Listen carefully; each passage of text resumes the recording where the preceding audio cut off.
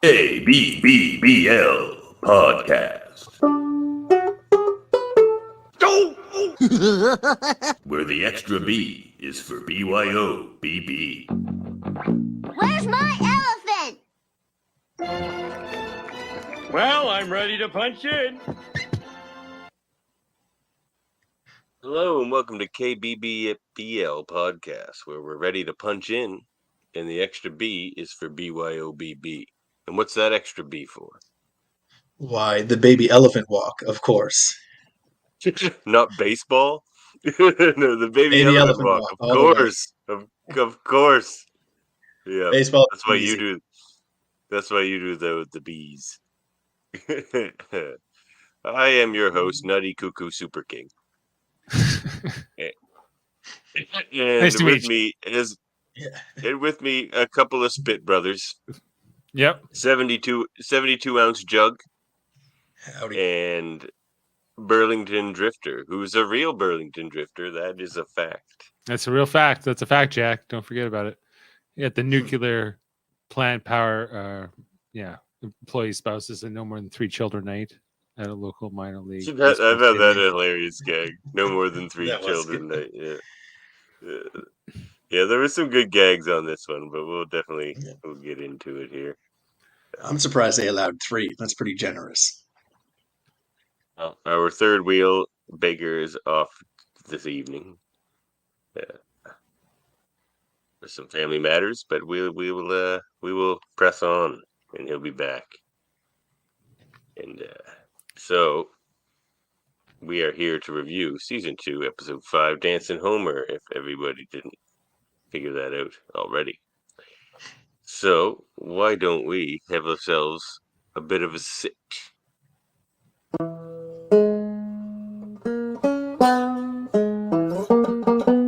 With a cool glass of turnip juice. The turnip tree. Dave. Yes. You requested this episode. Tell us why. I did. I just love when they go to Capital City and they're looking at all the places. Like the idea of going to the big city from the small town is always just like this amazing image to me. The song from Tony Bennett just sells it so well. There's a swinging town, I know, called Swinging Town, I know. Yeah, the Crosstown Bridge, the Penny Loafer, all the street crime. The street crime was funny. the brave men of the Army Reserve, the 4th Street and D, 4th Street and D, all that. It's so good. Yeah, it's a good little montage. I just love the imagery and just like how the people of Capital City, like, this might pass in the sticks, but this is Capital City, like it's just the unnamed capital City. Just like this unearned pretentiousness, like that. We're very refined here. Yeah, at Capital City.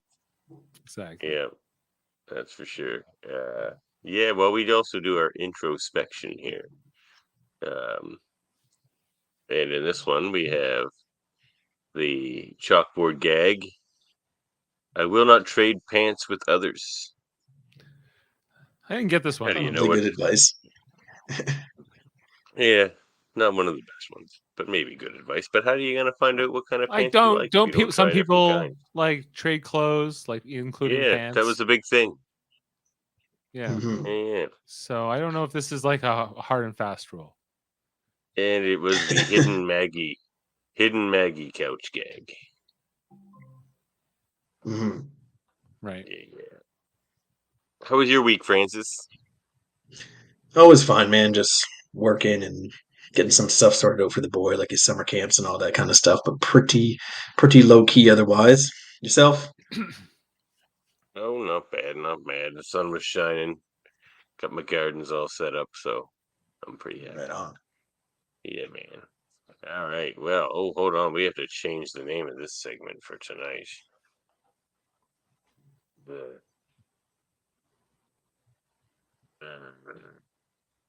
That's what we're going to call it. How's the soundboard this week, Davan? It's not created. Oh, we'll find out, man. We'll find out.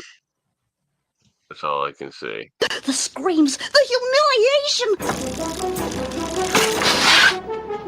Never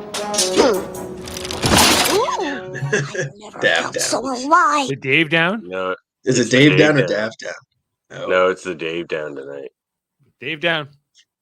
Dave has offered, impaired as he may be, to Yeah, I'm do the trying. I'm synopsis trying. in Baker's absence. I had a whole White Claw iced tea. Strawberry. Oh, your son's watching, so don't mess up. Oh, hello, Eamon. Hello, son. He means he had Hello, lemonade. my son. Hello, my son. My Progeny. progeny. Yeah. Oh, Progeny. you owe me a beer, which would be great because I don't have any. Well, I'll get that for you. Don't worry. Well, speaking of Thanks. which, this episode starts at Moe's Tavern. And Homer telling the story of him going to Capital City, and he didn't want to tell it. You know, he's like, they're like, come on, just tell it. We have nothing better to do. So he tells it, and how he went to this work night with Mr. Burns. You know, Mr. Burns doesn't even like. There was like the family that came in before him. And he's like, good people down there in waste management, whatever. And then like Homer comes along. He doesn't know who he is. Starting, I think, maybe the trend of Mr. Burns never knowing who Homer is. You know, Smithers. The Sims. Yes. Sims. Yes, and young Bart and Lisa at expecting. You know. reading off I the always card. remember that expecting gag. That was a fun one. Yeah, there's some great moments with this. Just like Homer interacting with Mr. Burns and then having to sit next to him later on.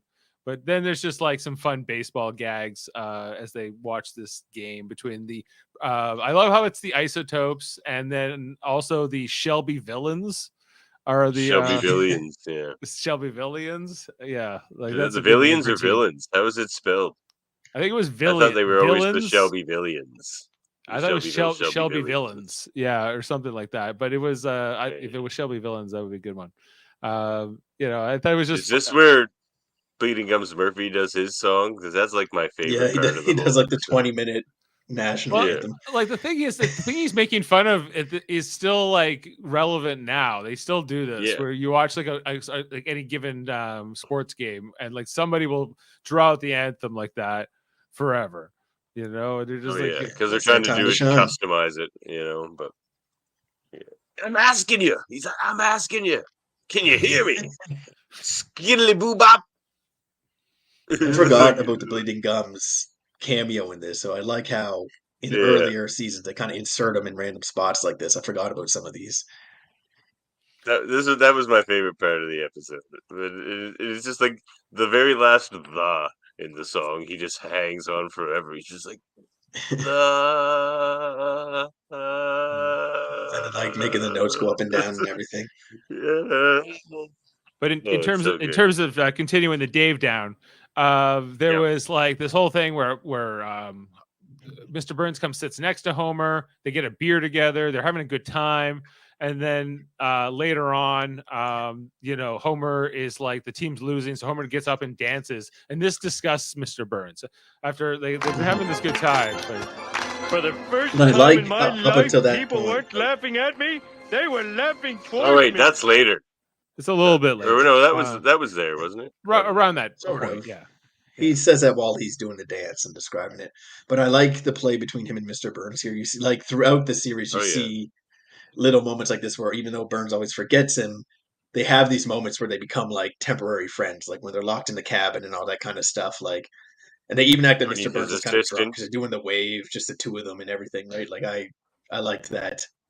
They threw that in. Well, Simpsy, you up for another wave? All right, Bergie. Whoa! Whoa! Whoa! Whoa! Whoa! Hey, Flash, will you sign my ball? No. And then like he writes on for Marge, like meet me in room 206 later on. Like, It's like, wow, Flash hit on my mom. Yeah, and even Homer's happy there too. Like, still got the magic, Margie. Right. But the birth of Dancing Homer comes in this next sequence, where they play this what's it called? Baby Elephant Walk? He said Baby Elephant Walk, yeah. And you know, Smithers, when I was a young buck, my patented fadeaway pitch was compared by many to the trouble ball of the late, great Satchel Paige. Did you know that, fellas? Yeah, well, Trouble ball of the late, great Satchel Paige. this episode has like sort of like some of the elements of Homer at Bat, which comes next season, and I feel like just the whole Mr. Burns talking baseball talk and like talking about old timey baseball kind of carries. I like how he just throws out the opening pitch and Homer and Bart like make fun of him hard. Oh yeah, and, they yell right at his face. Yeah, and then like 5 minutes later, he's sitting next to them. But he doesn't put together who they are. Like no, he doesn't. Speaking with the employees, I guess this proves I'm their friend. You did get me something on an aisle, Smithers. I don't want to be surrounded by them. What? I love Mr. Burns. He's so on point this season. Oh my god. Yeah. Some good Burns stuff this season for sure. I just got one more clip from this scene because it's a great scene with him and Mr. Burns. The hitter's off his rocker, kissing Betty Crocker. Good one, sir. Oh, well, I used to rile the late, great Connie Mack with that one at old Shibe Park. Old Shibe Park. I don't feel like these like taunts in baseball happen really much anymore. I feel like this has gone away. Probably not. I did that when I was a kid to goalies at hockey games. Yeah, it used to happen more in sports, but I feel like it doesn't go on as much as it used to. No, people aren't savages anymore. We were just savages in those days. Yeah, it was like 30 years ago. Davin, with your sports knowledge, was Connie Mack a real player, or is that somebody they made up? That is a real player, but Dave probably even has more sports knowledge than I do. Maybe not, but like I don't know. I didn't know about who Connie Mack was. Late great. Everybody Mr. Burns knows is dead. Like anyone he ever references is the late great. Like he's so old. He's the only one sticking around. Yeah. But then Homer's doing the whole bit where he becomes the mascot, and he goes on like there's a whole montage, and it's amazing. Homer Burns' relationship is one of his favorite of the series. Yeah, because Mr. Burns never knows who Homer is. It always resets back to point A. Bart and Lisa taunt that. Oh yeah, that's in the next one. That's Daryl Strawberry. Daryl Strawberry, yeah. Yeah. That's Strawberry for sure. Yeah, and then Homer gets after the whole montage and everything else with the Burlington Drifters, which was one of the teams. Then they also get Homer to go to Capital City. You're gonna go up there and relieve some innings for the goofball, the Capital City goofball, who's like the renowned mascot of that team. And so he's gonna get called up. There was like this cowboy owner guy. This movie, the movie Goon reminds me of this episode a lot. Like there's a lot of similarities, I think, between the plot in terms of how Homer kind of goes from the minor leagues up to like the semi-minor leagues, like the next tier up in the big city. And then this whole sequence here where Bart and Lisa and Marge all and Maggie all have to get ready to leave and go to Capital City with him, and what that's going to mean, and how there's a lot of funny gags in there. How Lisa's like talking to those girls, and she's like, well, none of us really, you won't really care about me leaving because we never really got to know each other or whatever. Yeah, she's like, I don't have any friends, basically. So, yeah, that's right. She was against it, saying how there's simple people, simple values, Capital City's too big. She says that a lot. She said that in like 3 episodes already. Like everyone in Springfield knows us, Treehouse of Horror, anyway. And has forgiven us. She said. I liked that. That was funny. Knows us and has forgiven us. Yeah. She just thinks so poorly of her family and even herself. Yeah. But Marge, surprisingly, is forward, because normally Marge is kind of like the stick in the mud, who's like, she kind of goes with this. Because I think she sees that Homer's happy, and maybe there's something to this, so she's kind of willing to go with it. And Homer's like, I have to take a leave of absence, and the supervisor goes, oh yeah, what do you need, 4 or 5 years? And it's like it's obviously like Hank Azaria just doing like another kind of Al Pacino voice or whatever. And he just sounded like Carl Carlson again. He always just does that Carl Carlson. Yeah. And then, as I talked about earlier, there was the whole them going to Capital City, the whole the road trip up. I think this is one of the only times we really get it. Like they reference it a whole bunch of times in The Simpsons as being like this place that's near them, I guess part of the same state. And so them and Shelbyville are sort of part of wherever this exists in the United States. indeterminate, but like they reference all those places. There's the Tony Bennett song. You get to see like all the gags. They're basically making fun of New York City. I think like it's kind of and they have all these fake landmarks and everything. It's pretty clever. Like it's a good little yeah. thing Like the bootleg T-shirt emporium. There was the Apple Saucery. There was some good ones in there. Yeah, and then Homer like was practicing. He was getting serious. Like this was something that he was going for. You know, he was taking does more effort than he ever puts into his job to do with radioactive waste. Yeah, he or should his actually family. Here's some history for you, fellas. There's the late great Connie Mack. He's a baseball manager, actually. Okay. Okay. Looks like the Crypt Keeper. Yeah, he looks like somebody like sure does. They would the writers of The Simpsons would reference. They're like, what about somebody him? Mr. Burns would totally like though. Like yeah, this is like a Mr. Burns kind of guy. He looks like Mr. Basically Burns. looks like Mr. Yeah, he does. The picture just keeps coming up. Yeah. He's just gonna throw it up periodically from now on, Davan, even in other episodes. Yeah, exactly. The late great Connie Mack with that one.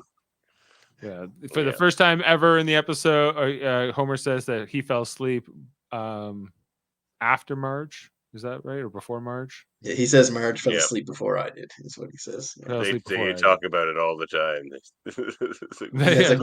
We would talk. We talk about it all the time. This was the one time this happens. Yeah, and then he goes for it, but like the capital city people don't like him. It doesn't really, he was eating a hot dog right before and a beer. He finishes that stuff, but then they're just like, these cornball antics don't play in here. They might play in the sticks, but not here. This is capital city. Like it's Ooh, boogie, boogie, boogie, boogie, boogie. Hey, knock that off, or I'll stick this bat where the sun don't shine. Oh yeah, and where might that be? Yeah, it's like, oh, okay. Like that's his big comeback. Where might that be? Oh, he's so funny.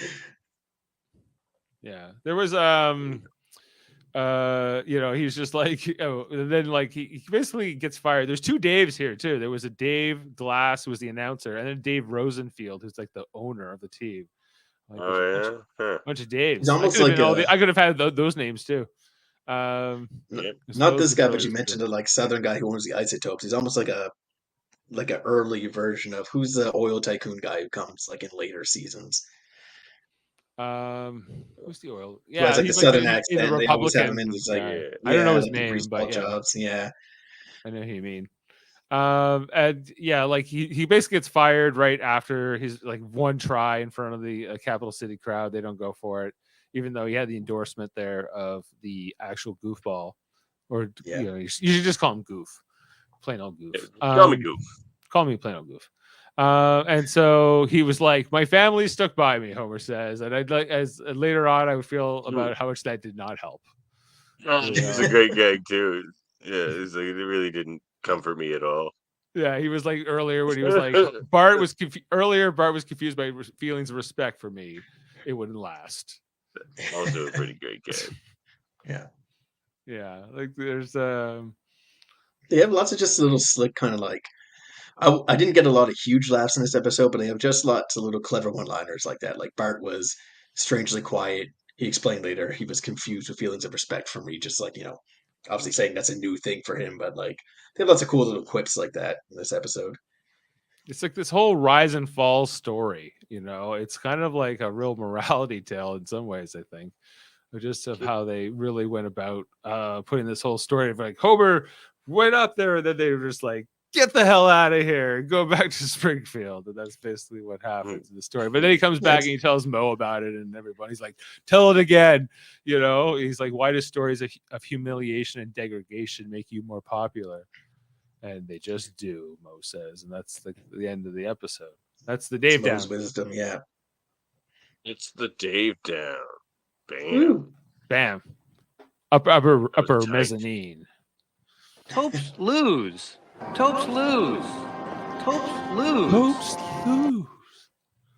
To the same. So like everything's over. Even though they normally lose, they've won like a few games with Homer. Topes lose. Topes the lose. Dream is over. The dream is dead. Yeah. Don't you understand? It's like, that's it, fellas. I don't even feel like doing the rest of this podcast now. Topes lose. Topes Hopes lost. lose. Got Hopes nothing lose. left, boys. Give us something more positive, like Dancin Homer. Like Topes win? Like Topes wins or the only like, thing that tell can the save story me again, now. Homer. We want to hear it again. We love your story. Yeah, it's kind of a different format they go with for this episode too, like the storytelling. Like it's still pretty early. I don't know if they're just trying out something new, being like, "Hey, let's give this a shot." But like the way they present the episode is different than anything we've seen up to this point as well. Mhm. All right, then let's move it on, then, fellas. What's next? Everyone's favorite segment. Oh no, it's not. It's this. This is an interesting one for this one. The sideshow spotlight is Send in those soulful and doleful schmaltz by the bowlful.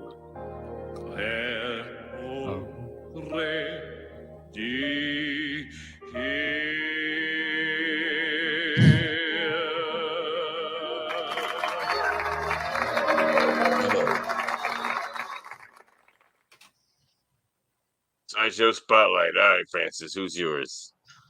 This might be the easy choice, but I liked Burns a lot. He was in another episode recently. He's in his prime right now. They're getting good, critical, nasty. The last Mr. one was Burns a out in a Burns lot of these episode. episodes. Like, yeah, I thought he's pretty funny. Oh yeah. What about you, Dave? What's my favorite? What? Sideshow.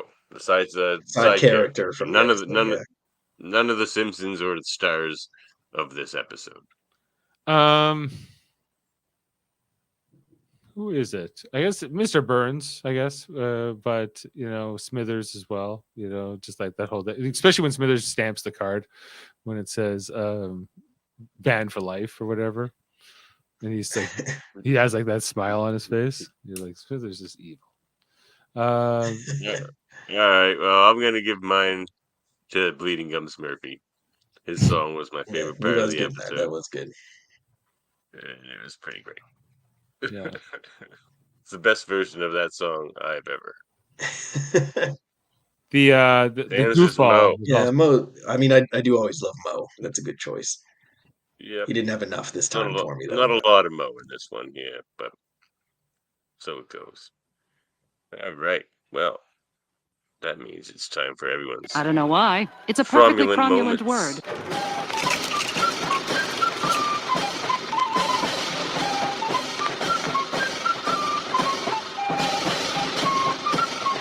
Get your hand off my car. All right, Franny's cromulent moments. Yeah, so this episode, I don't know, it's weird. Like, there were a lot of gags I laughed at, but I found it hard finding it really sort of memeable pieces. So I did my best, boys. Let me know what you think. So I did laugh at this a lot. Where he's like, it comes in 72-ounce tubs, but not just this. Like the whole how they explain the ballpark and all the like absurdities that are there, and him and Mr. Burns saying like that whole little bit I found pretty funny.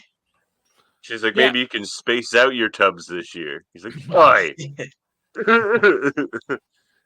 Yeah, I liked it.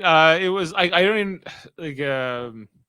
I felt like there was a whole baseball culture kind of thing that they kind of put into this episode that I enjoyed in the stadium and how they kind of portrayed that. And it was for funny. sure. He's talking. What does he say? It doesn't just give me the right to see a baseball game. Yeah. Yeah. To make a total ass of myself in public or whatever. Yeah, that's a good one. The American way. Yep. All right, next. Lively up yourself, Dancin Homer. Yeah, I mean, obviously the whole game. Go, Dancin Homer. Get up, man. Get up. Lively up yourself, Dancin Homer. Get up, man. Get up. They were digging it. Yeah, the Oregon player to give him a reggae beat, and just like coincidentally the Jamaican guys. Jamaican guys are like, yeah, Dancin Homer. That's he was winning everyone over, Yeah. Like, is that why he went and asked for the Jamaican beat? Though I think so. Or do you think? Or was that? Did he not? Would he have asked for it anyway? Because he was just feeling it. I don't know. Yeah. Never know. I don't know. I think that's a good question. That's definitely one of my cromulent moments. I would definitely agree with you on that one. Yeah. Yeah, and we already talked about this. I just found that oh, that's a definitely funny line.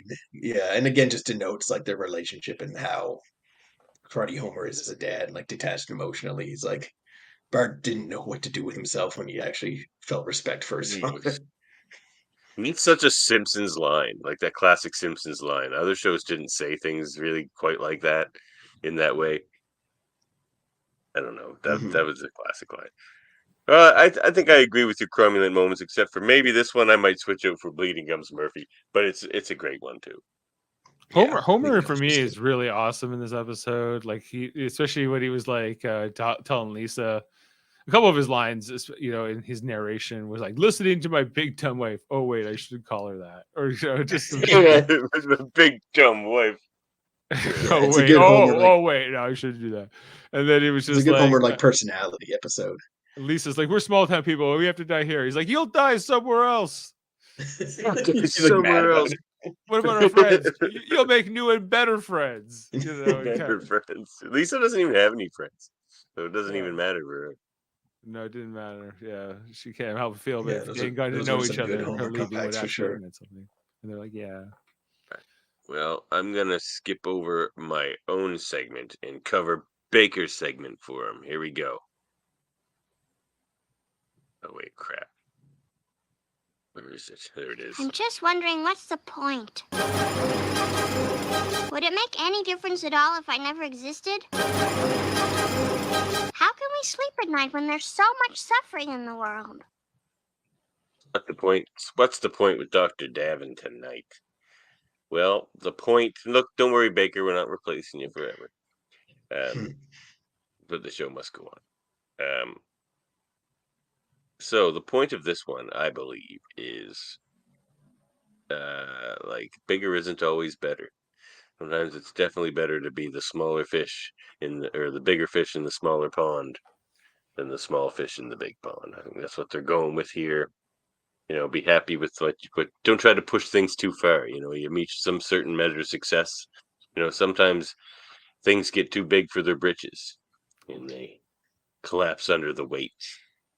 I don't think that's what the point is. I think it's more that you got to go for it sometimes, even sometimes it won't work out, but if you don't try, you'll never know, and I think even that's why Marge goes along with it, I think that was the point at the beginning of the episode. I think there was 2 points. I think there was that one at the beginning, and then at the end they're saying like, look, there was nothing wrong with being Dancin Homer at the Isotopes games. Right. Yeah, I think that's kind of the underlying one too, is like he's really embarrassed, he doesn't want to talk about it, but everyone else loves the story. So like he thinks it's this big failure. Yeah. But everybody outside of it objectively is like, no, this is really awesome that you had the opportunity to do that. Tell us again, right? Yeah. Because at least he tried, and they're like, well, we never even tried to do that. So. Yep. Lots of points in this one. It's a good episode. It just wasn't the funniest episode. No, it's mostly like Homer being a jerk sometimes, his narration. So some of the funnier parts, like the beats, but Yeah. All right, here we go. Let's do it. We're making good time tonight. Baker's gonna be like, "What? How did you guys go so fast?" Like maybe he's a problem. Like well, the story's very like straightforward too, right? Like, oh yeah, it is. Don't want to make the natives restless. Don't want to make the natives restless. No. Okay, I can use this one from the Franco-Prussian War. Love the Franco-Prussian.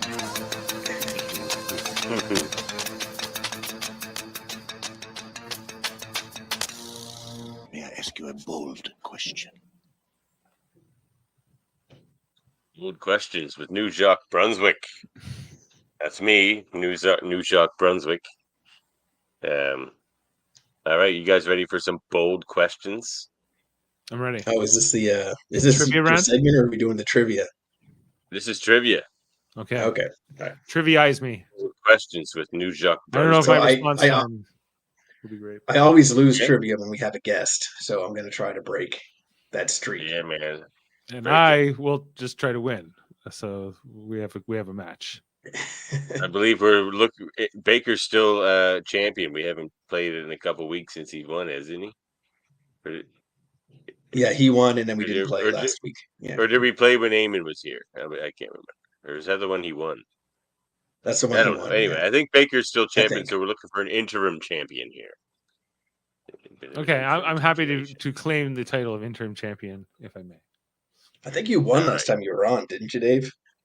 I think I lost actually last time. I think the first time I was on, I won. Oh, the first time. This is my third time I've been on. Here, we should go like this. Right. All right. I got my trusty pen to keep score. Oh, that does look better. All right, let's do this. 1. Don't say anything until I finish reading the question. All right. 1. Who was responsible for the death of Dexter s02e, McBain's partner? Oh. Mendoza. Mendoza. Yeah, it was Mendoza. It would have taken me at least 10 minutes to get that to come to that. We don't have 10 minutes. I know. I was out of it. All right. So number 2. What is the name of Dexter s02e's boat? The Shark. That I do not know. Total blank. The Live To live forever. Yeah, that's right. God damn. It's like, get Mendoza. All right, number 3. Who does Barney think is history's greatest British Prime Minister? Oh, Palmerston? Is that how you pronounce it? Yes, Lord Palmerston. Lord Palmerston. Yeah. All right. Bonus question. Okay. Who is he arguing with about this? Lord T. Outley or something? No, who's Barney arguing with in the bar about this? Oh, fuck, I know this. Isn't it in the with the baseball episode? Isn't it like one of the baseball players? I think it's like. I think you're right, but I don't know who. It might be not Roger Clemens. It's like Mattingly, maybe. It's Boggs. It's Boggs. One more bonus question. Who does Boggs think is the greatest British Prime Minister? Lord Palmerston. Lord Palmerston. Yeah, they're shouting back and forth. Palmerston. Yeah, and then his is like George Adley or something like that. All right, well, this is what it is. Yeah, I got nothing. I don't know. Pitt the Elder. I didn't realize. I always thought it was like a T was like a initial, but no. I believe Pitt the Elder was the first British Prime Minister. Pitt the Elder. This is like back in King Arthur days? Basically. Okay. All right, moving on. What country is Mo Sislak from? Albania. Good question. I know he's a snake handler, but I don't know where he's from. Netherlands? He's from the Netherlands. He says he moved from Where the does Netherlands to... yeah.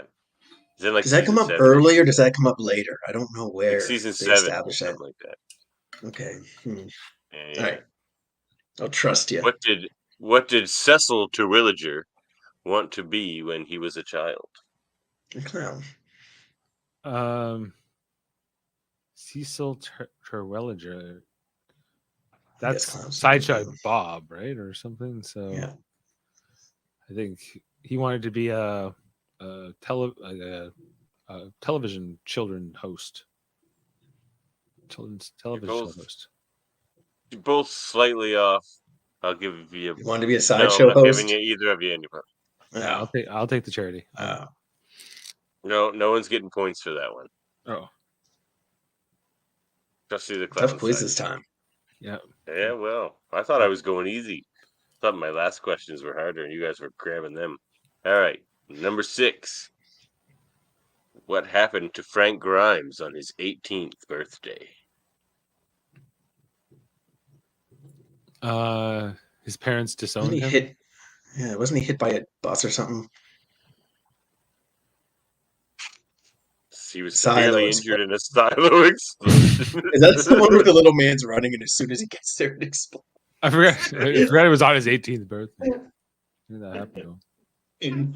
Grain silo just miraculously explodes. Yeah. Oh god! After months, I can't wait till we get to that one. It was so far away in that little stick figure. It's like he gets there just as it blows up. Frank Grimes is one of the best. The thing is, that one thing about Frank Grimes is funnier than this whole episode. But that's a great episode. That's probably close to a perfect 10 episode for sure. Oh yeah, I think so. All right, number 7. Who's the honorary MC for Whacking Day? Barry White.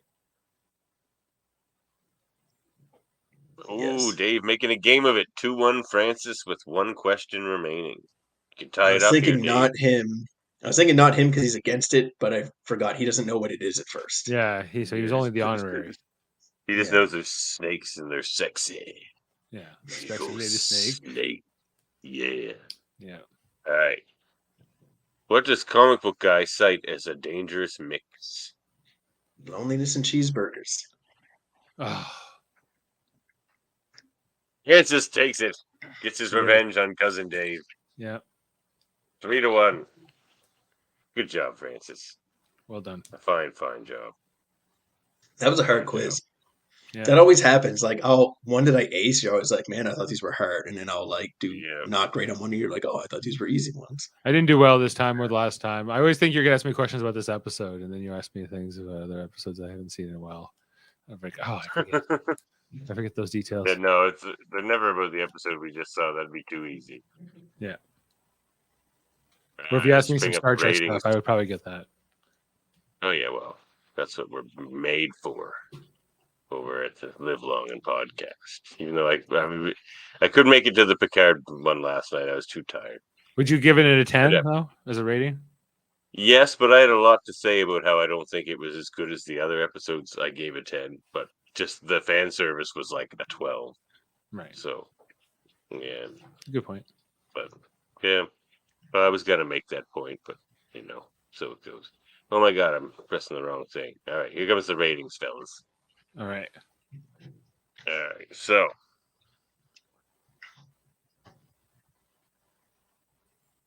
Scroll her down here. Yes, I know who I'm logged in as. I'm me. I'm always me.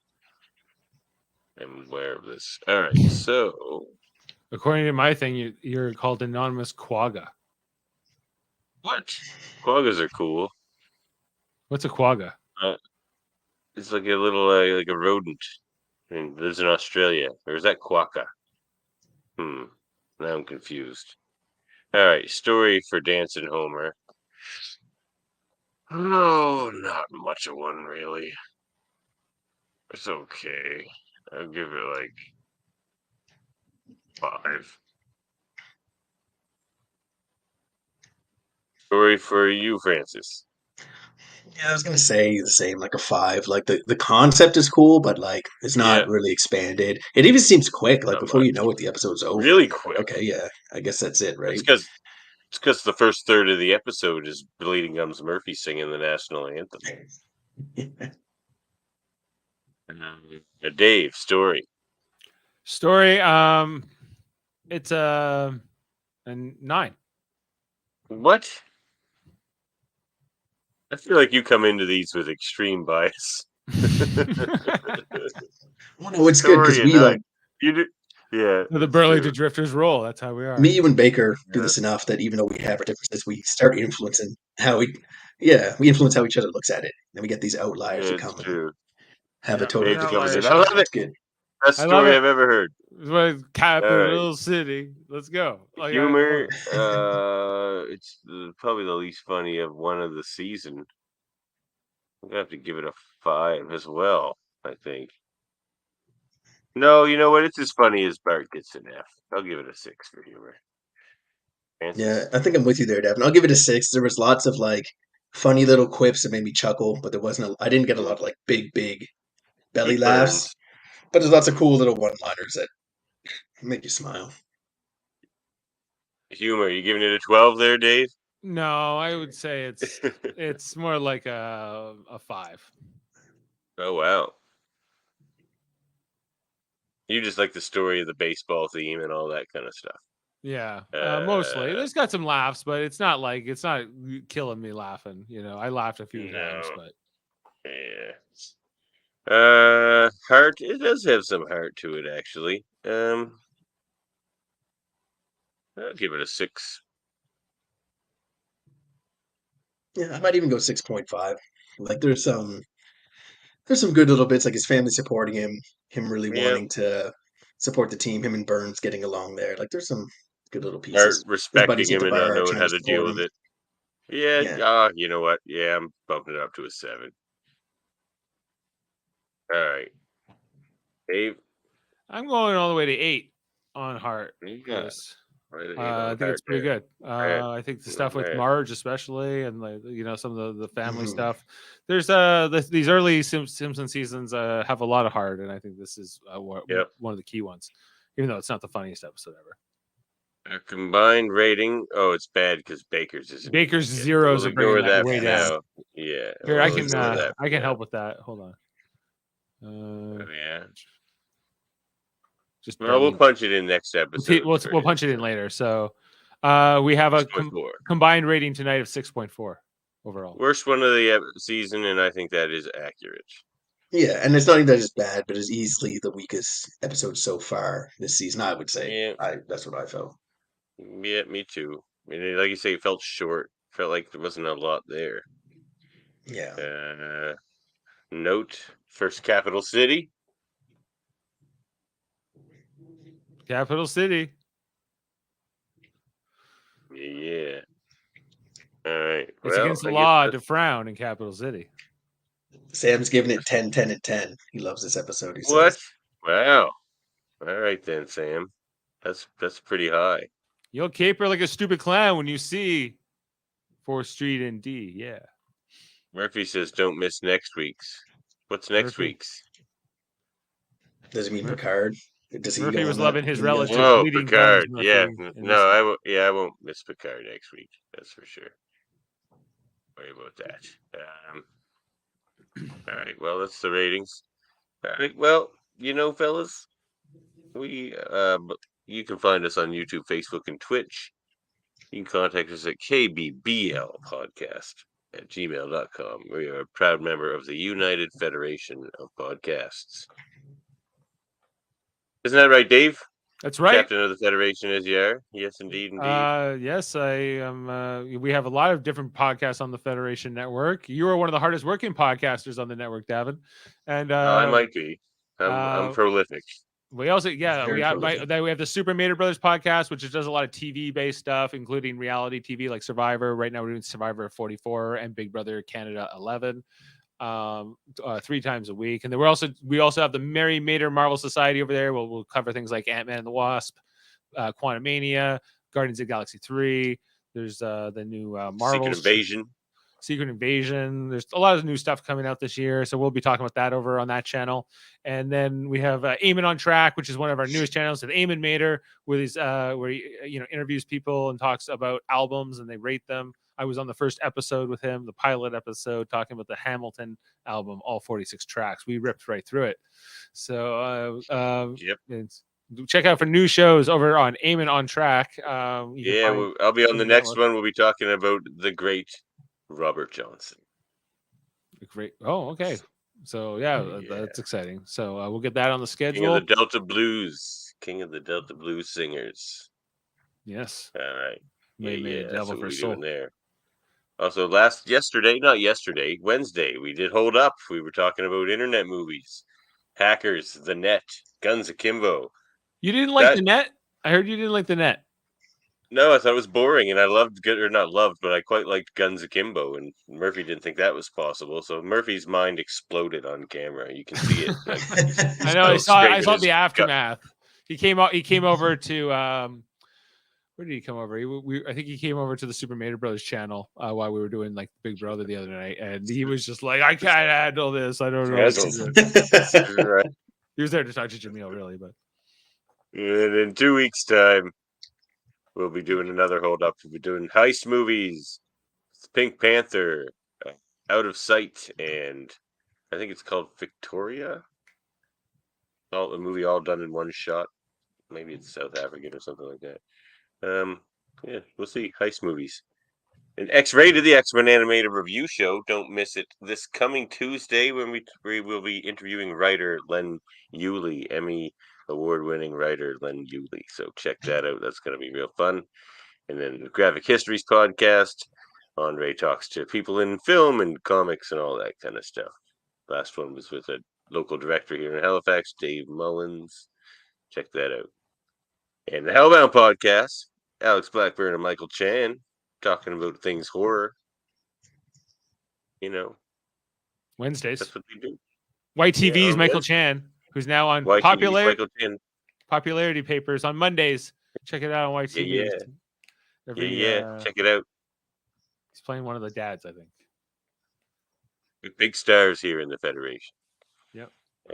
Trivia debates. Check it out. What's the next one on, Dave? I don't know. I haven't even really put my mind to it. I got to figure that out this weekend. Any suggestions for a new one?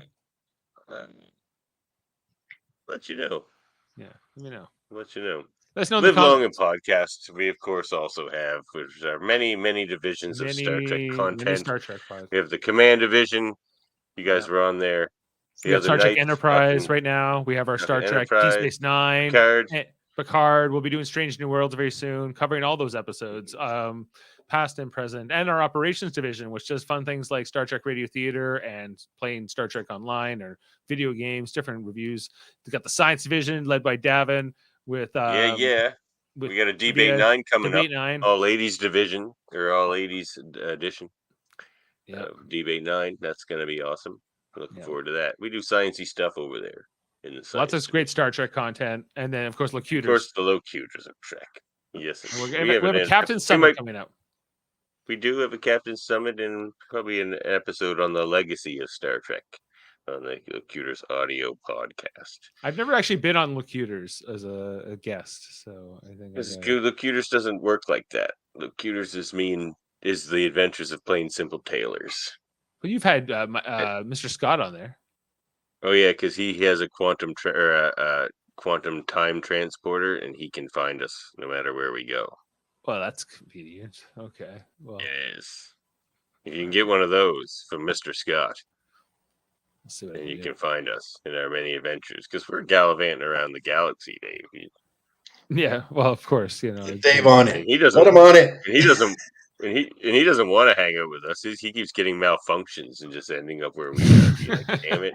You pull him in, and exactly. That episode with the mirror universe, and you were like, "What is your reason that you like this mirror universe?" He was like, "Listen, I like." You're like, "No, tell me what is the reason I should even care." It's funny. Michael Chan, yes, going. Yeah, he might be.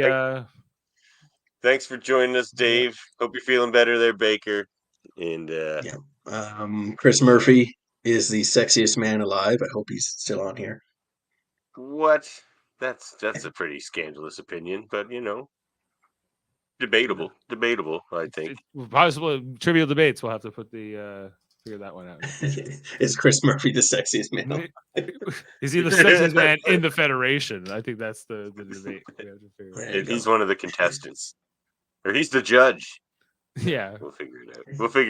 It will be Anyways, we'll catch you later, everybody. Let's go now.